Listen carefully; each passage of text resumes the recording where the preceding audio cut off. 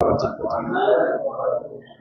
اشرح لي صدري ويسر لي امري واحلل عقدة من لساني يفقهوا قولي استغفر الله واسأله التوبہ۔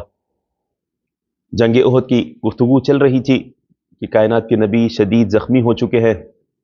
اس کے بعد ایک شخص کا یہاں نام لکھا ہے، حارث ابن سمعہ، کہ جو نیزہ لے کر آیا اور یہ نیزہ لے کر ابی بن خلف کے مقابلے پر آگے بڑھ گئے اور آپ نے ایک ہلکا سا وار اس کی گردن پر کیا۔ ہاں، ابی بن خلف مقابلے میں آیا تھا، ابی بن خلف، جس کو رسول کریم نے ہلکا سا نیزہ جو مارا تھا وہ گھوڑے پر سے گر گیا اور لڑکھڑاتا ہوا چلا گیا۔ پھر اس نے رسول سے کوئی تعرض نہیں کیا، یہاں تک کہ چیختا ہوا چلا گیا۔ ابی بن سمعہ نام تھا، ہاں، چیختا ہوا گیا کہ مجھے محمد نے قتل کر دیا۔ تو اس سے کیا کہا تھا کہ تو کچھ بھی نہیں ہوا ہے، تھوڑی سی خراش آئی ہے۔ تو کہنے لگا نہیں، میں جب مکے میں ہوا کرتا تھا تو محمد کو میں کہتا تھا کہ میں تمہیں ایک نہ ایک دن قتل کروں گا، تو محمد نے مجھ سے کہا کہ میں تمہیں انشاءاللہ قتل کروں گا، اور وہ بات سچ ہو گئی۔ یعنی عجیب بات یہ ہے کہ ابھی کلمہ پڑھ لے، ابھی توبہ کر لے، وہ بات تو سچ ہو رہی ہے لیکن نہیں ماننا، دل سیاہ ہو چکے ہیں۔ جب یہ واصل جہنم ہوا تو مشرکین کی بھی ہمت ٹوٹی، یہ یہاں لکھا طبری کی روایت کے مطابق، اور وہ پھر آگے بڑھنے کی کسی کی ہمت نہیں ہوئی۔ اس کے بعد باقاعدہ ایک کے بعد ایک کفر کا علم گرتا رہا، یہ علامہ نے یہاں لکھا ہے، اور بہت اچھی گفتگو کی ہے، یہاں توجہ کرنا ہے۔ نعم، حضرت علی ابن ابی طالب علیہ السلام کا بے مثال کارنامہ،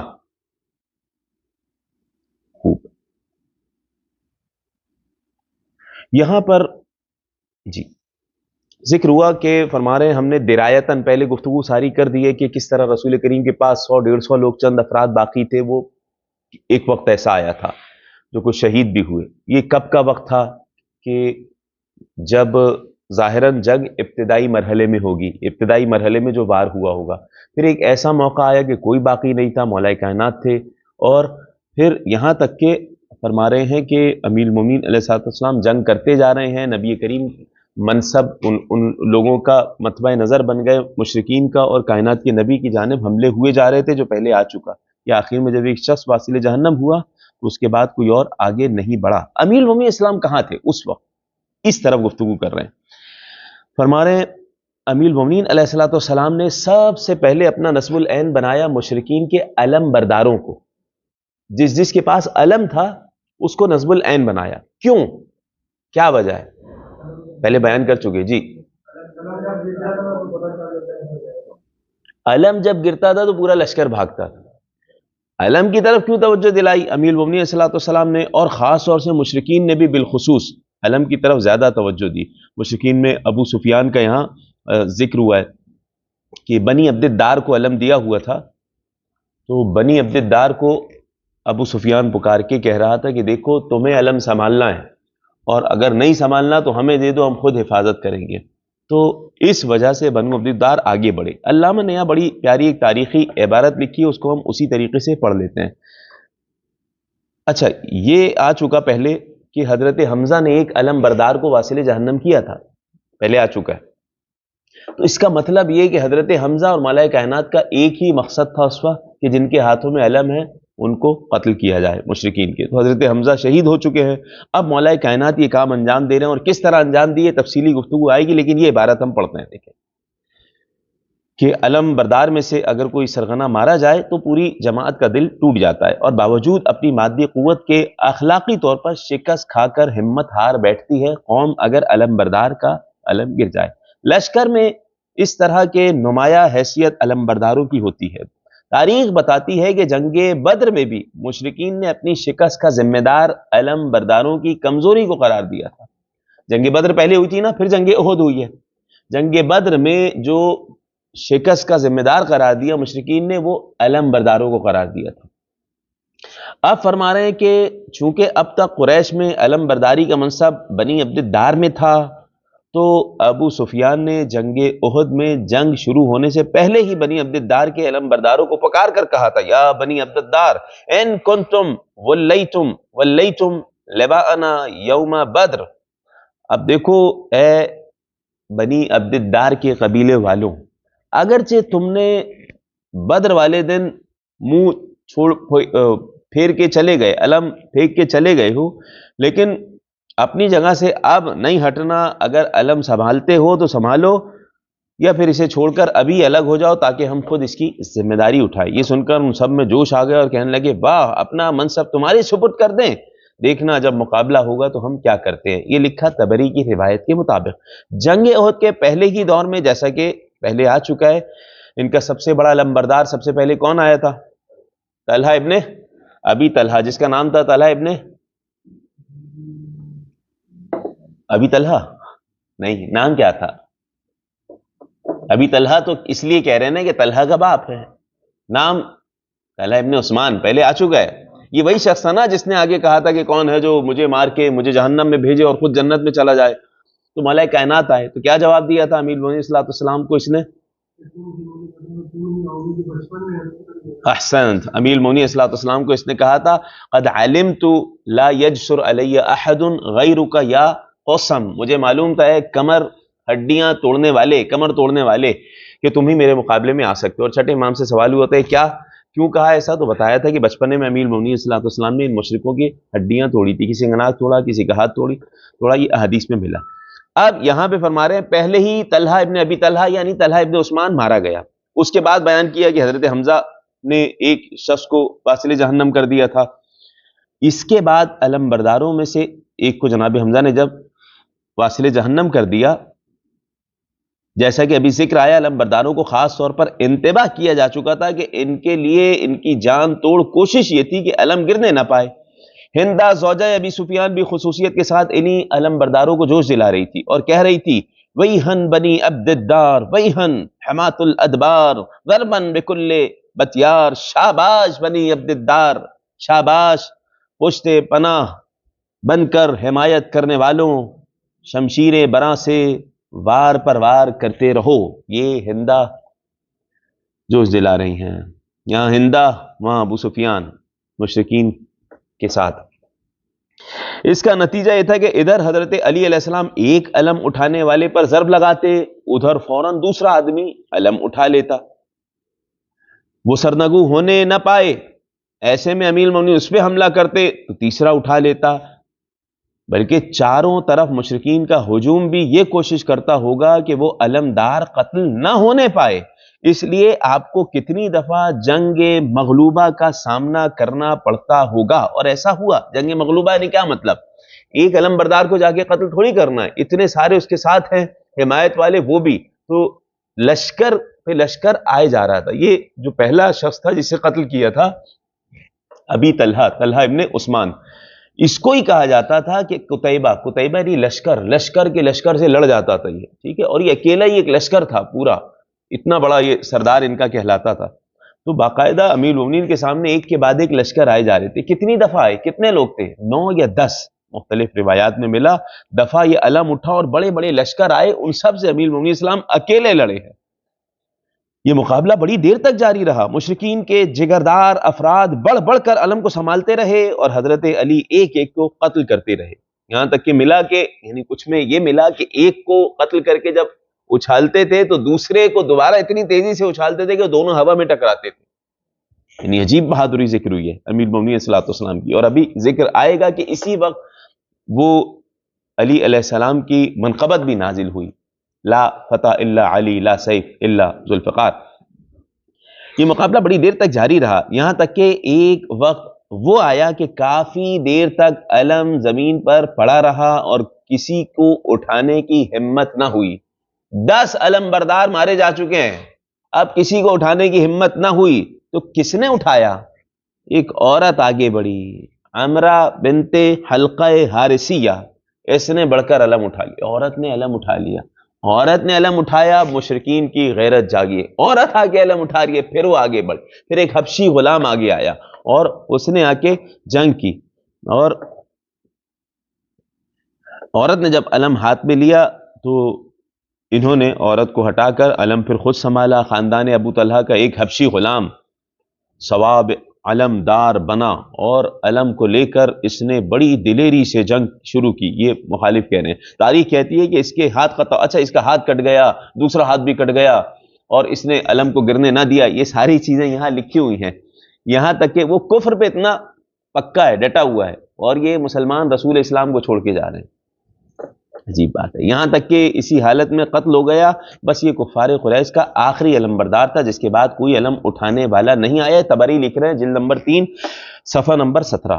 ایک خیال یہ بھی قرین قیاس ہے کہ مشرکین کی پے در پے شکستیں جو علم برداروں کے قتل سے ہو رہی تھیں اور جن سے فوج کا دل تھوڑا ہو رہا تھا، انہی کا تدارک ان کے سرداروں نے یہ سوچا تھا کہ اگر ادھر علمداروں کے قتل سے فوج کی ہمت ٹوٹ رہی ہے تو اس کا جواب صرف یہ ہے کہ ادھر خود پیغمبر کی زندگی کا خاتمہ کر دیا جائے.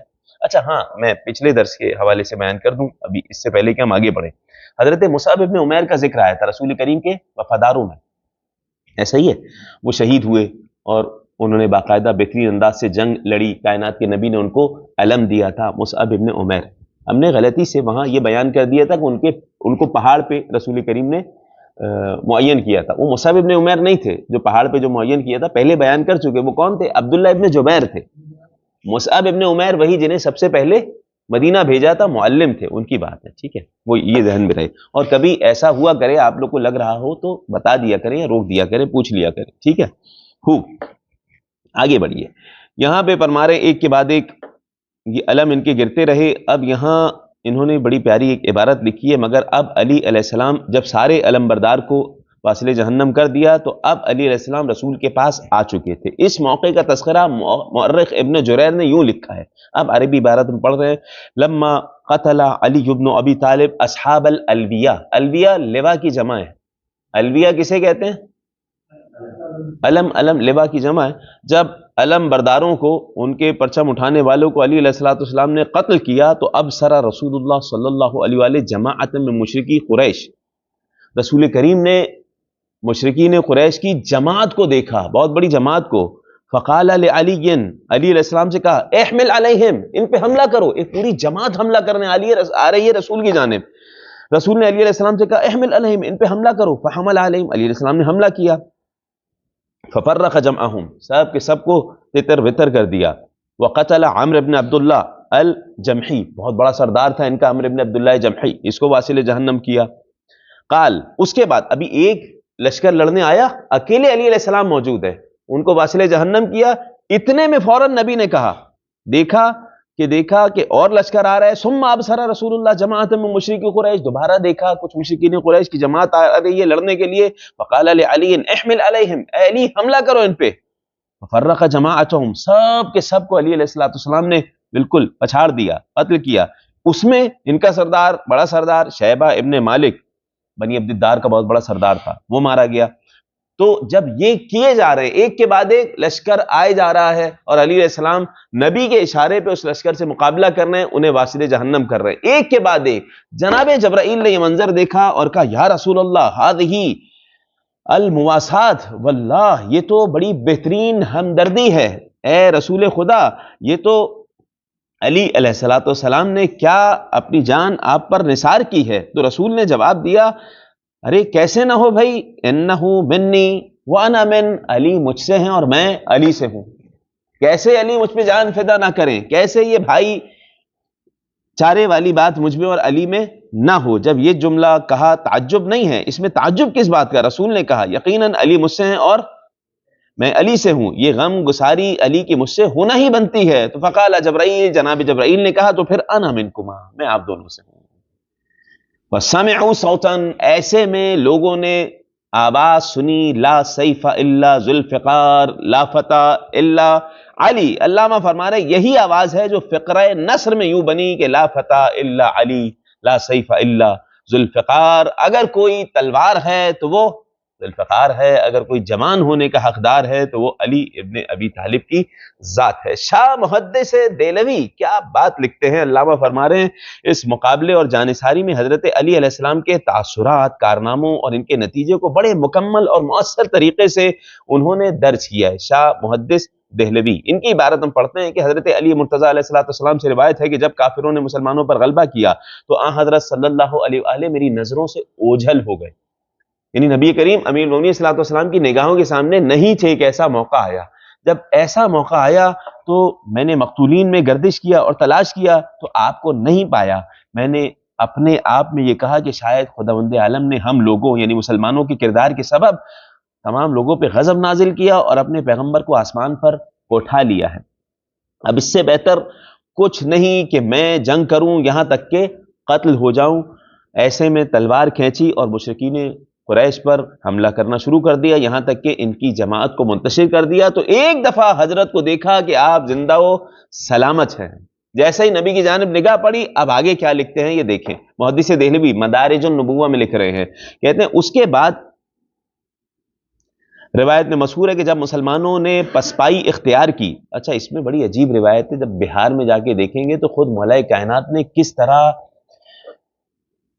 دیکھا ہے ان مسلمانوں کی جانب. کچھ کہتے ہیں کہ علی نے ایسے دیکھا کہ علی کی آنکھوں میں خون اتر آیا تھا اور ایسا غصہ تھا کہ علی ہم پہ ہی حملہ کر دیں گے. جو بھاگ رہے تھے ان کو دیکھا، ان مسلمانوں کو دیکھا، وہ خود روایت کرتے ہیں. یہ بھی ہے یہاں پہ فرما رہے ہیں کہ جب مسلمانوں نے پسپائی اختیار کی، مدارج النبوہ میں لکھ رہے ہیں، اور حضرت صلی اللہ علیہ وآلہ کو اکیلا چھوڑ دیا تو حضرت یعنی علی علیہ السلام غضبناک ہوئے اور پسینے کے قطرے رسول غضبناک ہوئے. پہلے رسول کی جانب اشارہ، پسینے کے قطرے آپ کی پیشانی اقدس سے ٹپکنے لگے، موتیوں کی طرح جبین انور سے گرنے لگے. اسی عالم میں آپ نے نظر اٹھائی، نبی نے نظر اٹھائی تو دیکھا علی ابن ابی طالب وہاں موجود ہے، وہ آپ کے پہلو میں کھڑے ہیں. تو ایک جملہ کہا، تم بھی. اب دیکھیں ترجمہ یہ کیا بات کرتے ہیں لوگ، عجیب بات ہے کہ بیچ میں اپنی باتیں ڈال دیتے ہیں. اندازہ لگائیں، جو جنگ سے بھاگ رہا ہے، جو نبی کو چھوڑ کے جا رہا ہے، اس کے بارے میں کیا لکھا جا رہا ہے. نبی نے کہا تم بھی اپنے دوسرے بھائیوں کی طرح بھاگے نہیں. یعنی جو بھاگ رہے ہیں وہ بھی بھائی ہیں، برے نہیں ہیں، ٹھیک ہے، اپنے بھائی مسلمان ہیں، بھائی ہیں، جو بھاگ رہے ہیں ان کی طرح بھاگے نہیں. صحیح، عجیب بات ہے. تو یہ ترجمہ انہوں نے یہ کیا اور یہی فارسی میں انہوں نے عبارت یہی لکھی ہے کہ نہیں، نبی نے بھی ان کو کوئی برا نہیں کہا. نبی نے کہا اپنے بھائیوں کی طرح بھاگے نہیں اے علی آپ. تو علی علیہ السلام نے کیا جواب دیا؟ علی علیہ السلام نے کہا اکفر بعد الایمان یا رسول اللہ، اے رسول خدا کیا میں ایمان کے بعد کفر اختیار کر لیتا؟ اس جملے سے سمجھ آ جائے گا کیسے بھائی تھے.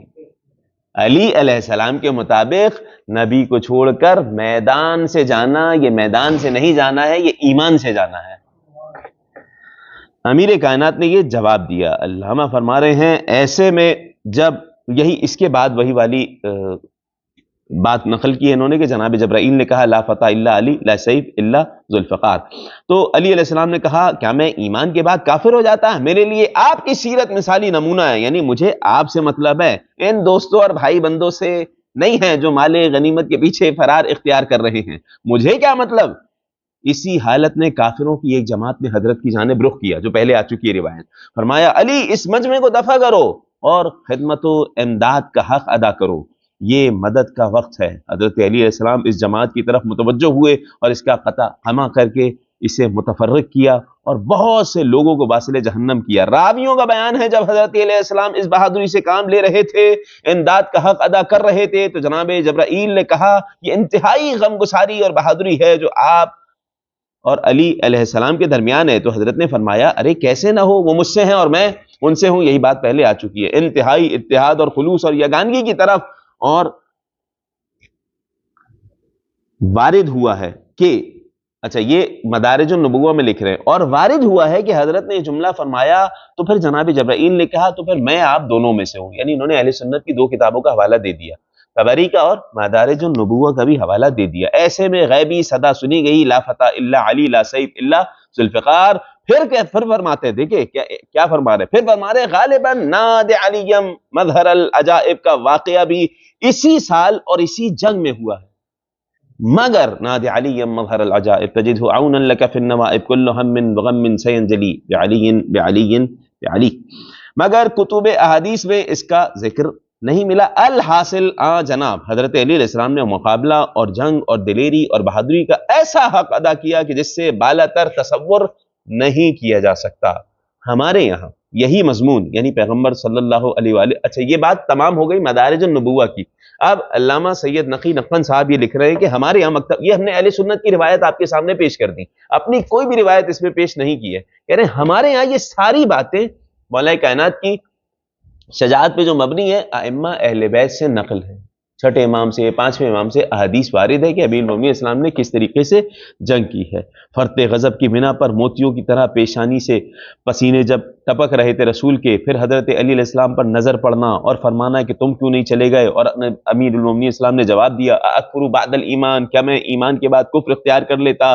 تو یہ ساری کی ساری روایات امام جعفر صادق علیہ السلام سے حدیث وارد ہوئی ہے. اعلام الورا میں اور بحار الانوار وغیرہ میں جا کے رجوع کیا جا سکتا ہے. ہزاروں کے لشکر سے تنو تنہا جنگ میں فطری طور پر امیر المومنین اسلام خود بھی زخمی ہوئے، اور 16 ایسے زخم لگے جو شدید گہرے تھے، جن میں 4 تو ایسے تھے جب زخم لگے امیر المومنین جا کے گر پڑے تھے، ایسے زخم تھے. اور جسم اطہر پہ اس کے علاوہ بہت سارے زخم تھے. قیس ابن سعد ابن عبادہ نے کہا اپنے والد سے روایت کی کہ میں نے حضرت علی مرتضیٰ سے سنا ہے کہ آپ نے فرمایا غزوہ احد کے دن 16 زخم مجھ پر ایسے لگے تھے جن میں 4 ایسے زخم تھے جس کی وجہ سے میں زمین پر گر گیا تھا. مذکورہ بالا واقعات کی رفتار میں یہ بالکل سمجھ میں نہیں آتا کہ فرار ہونے والی جماعت میں سے کچھ بزرگوں جن کا ذکر آ چکا ہے جو واپس آئے تھے، جو کہہ رہے ہیں ہم واپس آ گئے، تو کب واپس آئے تھے، کس وقت واپسی ہوئی تھی؟ کیونکہ علمبرداروں کے قتل کے بعد جب فوج دشمن دوبارہ پسپا ہوئی تو اس وقت کی صورتحال ابھی آ چکی ہے کہ پیغمبر کے پاس اس وقت بھی کوئی موجود نہیں تھا. تو یہ لوگ کب واپس آئے تھے؟ واللہ اعلم. اس سے معلوم ہوتا ہے کہ جب فوج دشمن کے مختلف دستوں کے منتشر حملے بھی ناکام ہو چکے اور اب جنگ بالکل رک گئی تھی، اس کے کافی دیر بعد آس پاس سے جو مختلف افراد مختلف پناہ گاہوں میں انتظار کر رہے تھے نتیجے کا، وہ پلٹ کے آ گئے تھے اور رسول کے آس پاس تھے. یا یہ ہو سکتا ہے کہ کچھ حضرات بیچ میں ہی واپس آ گئے ہوں، پھر شدت وقت و طاقت برداشت سے باہر پا کر روانہ ہو گئے ہوں دوبارہ. ہندا کا جوش انتقام، یہ بھی تیزی سے ہم پڑھ لے رہے ہیں. جیسا کہ پہلے ذکر آ چکا ہے کہ تاریخ نے ترتیب تو نہیں لکھی، مگر صورتحال کی نوعیت سے یقین یہی ہوتا ہے کہ یہ اس وقت ہو سکتا ہے کہ جب میدان جنگ مسلمان فوجیوں سے بالکل خالی ہو، جنگ کا ہنگامہ بالکل ختم ہو چکا ہو. یہ وہی وقت ہو سکتا ہے کہ جب حضرت علی علیہ السلام اب رسول خدا صلی اللہ علیہ وآلہ کی خدمت میں ہوں اور ہندا نے مع اپنے ساتھ عورتوں کے یہ کام انجام دیا ہو کہ مسلمان مقتولین کے اعضاء و جوارے قطع کرنا شروع کر دیے. علامہ طبرسی لکھتے ہیں کہ کسی شہید کی لاش محفوظ نہیں رہی، کسی شہید کی لاش محفوظ نہیں رہی سوائے حنظلہ ابن عامر کے، جن کا باپ مشرکین کے ساتھ تھا. اس کے لحاظ سے اس کی لاش کو بغیر مسلح کیے چھوڑ دیا گیا. یہ بھی اندازہ لگا. حضرت حنظلہ جن کا ذکر آ چکا ہے غسیل الملائکہ، ان کے والد مشرکین کے ساتھ تھے. تو جس قبیلے کا کوئی بندہ ہوتا ہے مشرکین کے ساتھ تو اس کی لاش کو ایسے بے حرمتی نہیں کی جاتی. کربلا معلیٰ میں آپ سب واقعات پڑھ چکے ہیں، سن چکے ہیں. سب سے زیادہ نشانہ جو ظلم کا بنے حضرت حمزہ علیہ السلام بنے. حضرت حمزہ سے بنتا بھی تھا معاملہ، کیونکہ ہم پہلے بیان کر چکے ہیں کہ جنگ بدر میں کس طرح ہندا کے سب رشتہ داروں کو مارا. ہندا نے آپ کا شکم چاک کر کے کلیجہ نکلوایا، منہ میں رکھا، چبانا چاہا مگر چبا نہ سکی، زمین پر تھوک دیا. اچھا حدیث میں بھی آیا، دوسری روایت میں آیا کہ اللہ نے نہیں چاہا کہ ایک حضرت حمزہ کے جسم کا حصہ ایک کافرہ اور جہنمی عورت کے جسم میں جائے. یہ حدیث میں آ چکا پہلے، سرکار کی حدیث. تو کیا سرکار کو نہیں معلوم تھا بقول آپ کے مخالفین کے کہ بعد میں تو مسلمان ہو جائے گی؟ تو یہ حدیث بھی بیان ہوئی. اس کے بعد کچھ جگہ مختلف باتیں ذکر ہوئی ہیں. اس ملعونہ نے باقاعدہ کاٹ کے اعضا کان وغیرہ کاٹ کے ہار بنایا گلے کا اور وہ مکہ تک لے کے گئی ہے. یہ تک ہوا ہے. یعنی مولانا شبلی نعمانی لکھتے ہیں کہ خاتونان قریش نے انتقام بدر کے جوش میں مسلمانوں کی لاشوں سے بدلہ لیا، ان کے ناک کان کاٹ لیے. ہندا معاویہ کی ماں نے ان کو پھولوں کا ہار بنایا اور اپنے گلے میں ڈالا. حضرت حمزہ کی لاش پر گئی اور ان کا شکم چاک کر کے کلیجہ نکالا اور چبا گئی، لیکن گلے سے نیچے نہ اتر سکا، اس لیے اگل دینا پڑا. تاریخ میں ہندا کا لقب جو جگر خوارا لکھا جاتا ہے اسی بنا پہ لکھا جاتا ہے. سیرت النبی میں مخالفین لکھ رہے ہیں یبنا آکلۃ الاکباد، اے کلیجہ چبانے والی کے بیٹے. ابن زیاد کو کہا گیا نا، یہ وہی ہے سارے. ابن عبد البر اپنی تاریخ استیعاب فی معرفت الاصحاب اس طرح کر کے غالباً میں لکھتے ہیں، انہوں نے تو یہاں تک کہ لکھ دیا کہ حضرت حمزہ کے جگر کو انگاروں پر بھونا بھی، جنگ کے بعد کیا عالم تھا، یہ ہم انشاءاللہ آنے والے درس میں بیان کر دیں گے۔ پروردگار بحق محمد وآل محمد ہمیں وقت کے امام کے وفاداروں میں شمار فرمائے، الہی آمین۔ سبحان ربک رب العزت عما یصفون وسلام علی المرسلین والحمد للہ رب العالمین۔